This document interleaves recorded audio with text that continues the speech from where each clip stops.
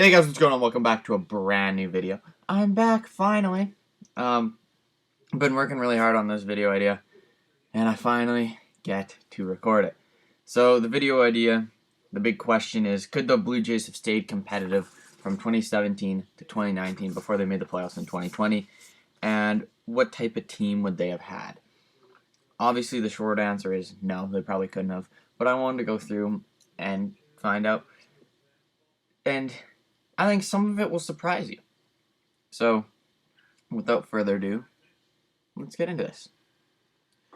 Also, if you guys are brand new to this channel, be sure to subscribe and share this with your friends. If they like baseball, this is the place to be. Try and upload as much as possible. But you know what? Stuff happens. But the plan is, hopefully, to be uploading a little bit more consistently. So, let's get into it. So, I have my piece of paper right here. Starting off with the 2016 offseason. Very first move, like the 2016 to the 2017 season, that offseason there. The very first move is just pay a doubly. Get his money. Get him the contract that he needed. Okay? No more Morales. By signing Edwin and not signing Morales, you added a 3. You add 2.9 to the WAR. Actually, well, let's go over the standings. So let's go over the standings of the 2017 season. Obviously, the Red Sox were in first, 93 and 69. The Yankees were the wildcard team, 91 and 71. And the other wildcard team was Minnesota, 85 and 77. Blue Jays finished fourth at 76 and 86. And so, to get through it, Boston had an 18.2 WAR, New York had a 29.2 WAR, and Minnesota had a 26.0 WAR. And the Jays had 10.7. So, basically, I just wanted to add 10 WAR, basically. 10 to 11 WAR, and you'd get to the playoffs. So, also, no injuries. This is as if there was no injuries, and it was a perfect season. Okay? So, starting off in the offseason, not signing Kendrys Morales, you're actually going to go out and sign Edwin Encarnacion to his 3-year, $60 million deal that he got with Cleveland. He had a 2.3 WAR that year. Morales had a 0.6 WAR that year, or negative 0.6 WAR. So by adding Edwin and not signing Morales, you actually get 2.9 WAR. Brings you up to a 13.6 team WAR. Blue Jays do lose money in this, but okay, who cares? I also have getting a starting pitcher in Charlie Morton to the 2-year deal that he had signed in Houston. Wouldn't have been awful. He had 3.1 WAR that year to a 19.7 team WAR. And then obviously the Gurriel Jr. international free agent signing, which didn't really do anything for them that year. The Jose Bautista signing for the 1 year 15 basically that he got. It was like 3 years 45, but it doesn't really matter. The JP Howell signing was pretty good. Joe Smith, the Steve Pearce, and then I also added AJ Ellis to a 1 year $2.5 million deal. Better backup catcher than what Luke Maile was. Just overall he upgraded the team. I didn't want him to start, and I also wanted Sergio Romo into my bullpen, kind of to be that setup guy behind Roberto Osuna. So there's that. He got 1 year, $3 million. Bringing Ellis and no Maile, you get 20.2 WAR in total for the team. Adding Sergio Romo gets 20.7, which brings them up above this 85 win mark. Blue Jays hit a home run. So the game's on in the background. That brings the record to 86 and 76. Who hit the home run? Who hit the home run?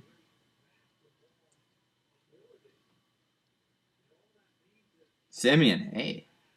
That kid. So, the record for the Jays would have been 86 and 76. Notable trade that wouldn't have happened that season would have been Francisco Liriano to Houston for Teoscar Hernandez because the Jays wouldn't have felt the need to sell him off because they'd be winning.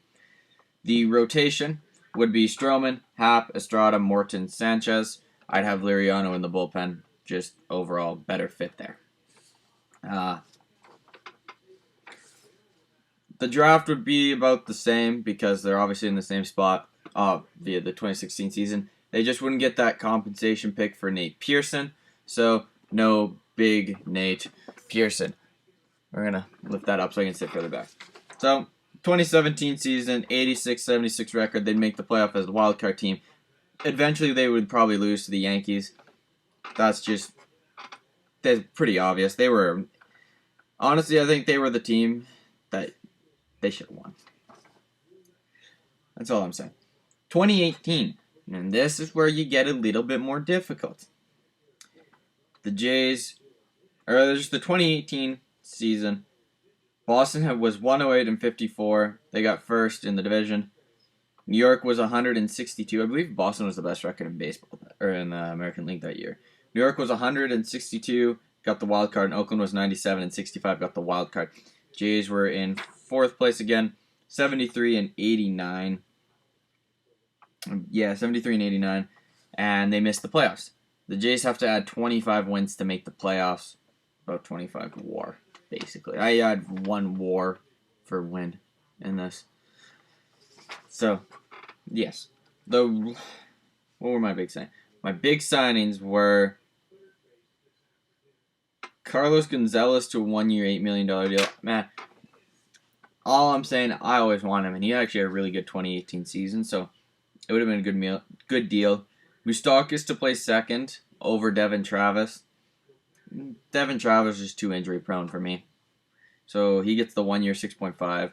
Wouldn't have signed Jaime Garcia, so you get an extra $10 million that can go either towards Cargo and Moustakas or whatever you want. Would have added Mike Fiers to a 1-year, $6 million deal. And Sung Swung Oh would still be there for a 1-year, $2.7 million deal. And I would have re-signed Joe Smith to his 2-year, $50 million deal that he got with Cleveland, I believe it was. So, there's that. The rotation would have been as followed. Stroman, Happ, Morton, Estrada, Fiers. Lineup was Martin, Smoker, Pierce at first, Moustakas at second, Donaldson at third, Tulo at short, Carrera in left, Pilar in center, Cargo in right, and Encarnacion at DH. So, big thing is the Donaldson trade would have never happened, and the Happ trade would have never happened. Fine by me. The 2018 draft, we wouldn't have had Jordan Groshans. We would have been drafting 19th overall. We would have got Nolan Gorman, who's also a third base prospect, one of the top prospects in the Cardinal system. Overall, good player. I don't know. I think I prefer Groshans, but Nolan Gorman's he's a stud. He's a stud in the making. At the end, the Jays end up with a 79-83 record. Obviously, they need a lot more wins. They only added 7 wins with that. Not the best. So, yeah. Missed the playoffs in 2018. So, no Julian Merriweather, McKinney, Drury. I didn't know who the third guy was in that deal. Doesn't even matter. 2019.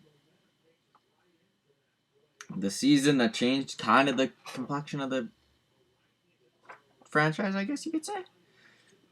Yankees were 103-59, first in the division. Tampa Bay got the wild card at 96-66, and Oakland got the wild card at 97-65.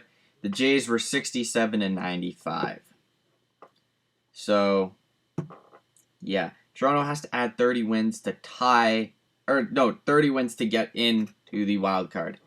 Good freaking luck. Yeah.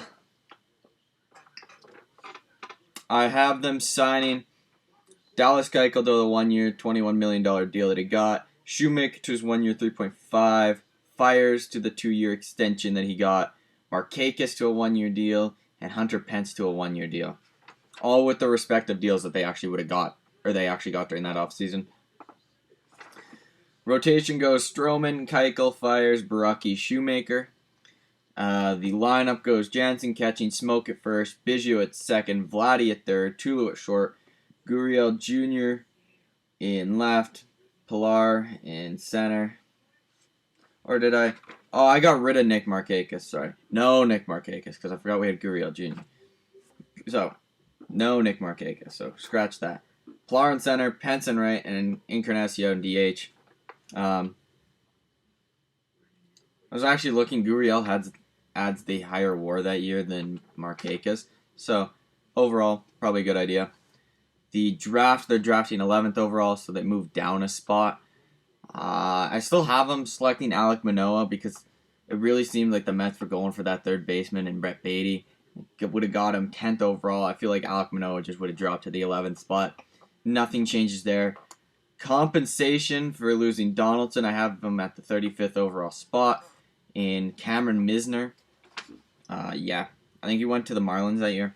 I don't know much about him.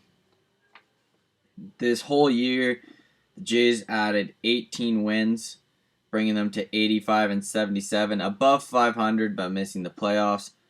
And big note, they wouldn't have been able to grab Austin Morton during this during the draft. There's that. One note that I found that was very interesting is that 140 games of Biggio versus 140 games of Vladdy. Biggio is actually more valuable. He added a 4.5 WAR compared to Vladdy's 2.3 WAR. Worth noting. At the end, the answer is no. Also, there would have been no Stroman trade this year either, which I think is a huge trade that had to happen and worked out pretty well. So at the end, the answer is no. The players they would have lost out on, major players, Simeon Woods Richardson, Anthony Kay, Austin Martin, Nate Pearson, Teoscar Hernandez, Jordan Groshans. Now, I don't want to say that they wouldn't have been able to sign Springer or Simeon or God knows who after. I'm just saying they're better off without doing this rebuild, and they're in a way better area now with that they did this rebuild than if they decide to go for it. The budget would have been fucked. They would have not been able to sign back their star players and Vladdy. I already didn't think they'd be able to sign back Donaldson, which is why I don't have him playing third base. I have Vladdy playing third base. So that's why. And yeah, the short answer is no.